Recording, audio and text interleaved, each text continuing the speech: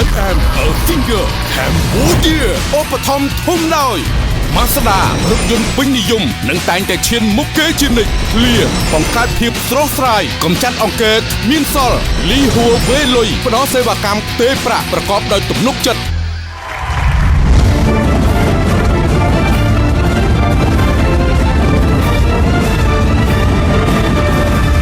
លទ្ធផលជារឿងសំខាន់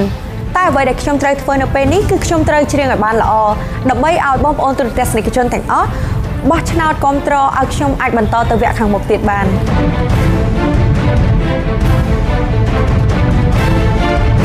បងក្រុមមន្ត្រីទាំងអស់គ្នាខ្ញុំសូមកន្លែងពេលដែលយើងបញ្ចប់ចង្វាក់នឹងគ្នាហ្មងយើងចាំទទួលពីគាត់វិញនៅពេលដែលចាប់ផ្ដើមដំបូងគឺវាអស្ចារ្យណាស់តែបើសិនជាខ្ញុំមិនប្រឹងខ្ញុំនឹងត្រូវធ្លាក់ហើយចាក់ចេញពីកម្មវិធីអញ្ចឹងខ្ញុំត្រូវតែគិតឲ្យបានច្រើនពីជម្រើសនៃបទចម្រៀងពីព្រោះនៅក្នុងបទចម្រៀងមួយនេះគឺវាមានភាពតាក់ទាញហើយក៏វាមានអ្វីដែលប្លែកច្រើននៅក្នុងបទចម្រៀងមួយនេះហើយខ្ញុំចូលចិត្តបទចម្រៀងមួយនេះណាស់ខ្ញុំយល់ពីអារម្មណ៍នៃបទចម្រៀងមួយនេះចឹងហើយខ្ញុំជាមួយនឹងលោកគ្រូក៏បានយកវាមកកែប្រែដើម្បីឲ្យវាមានអារម្មណ៍ថ្មីមួយបែបទៀតទៅលើបទចម្រៀងមួយនេះខ្ញុំសង្ឃឹមថាបងប្អូនទូរទស្សនិកជនទាំងអស់ពេញចិត្តនឹងបទចម្រៀងមួយនេះ I am a finger Cambodia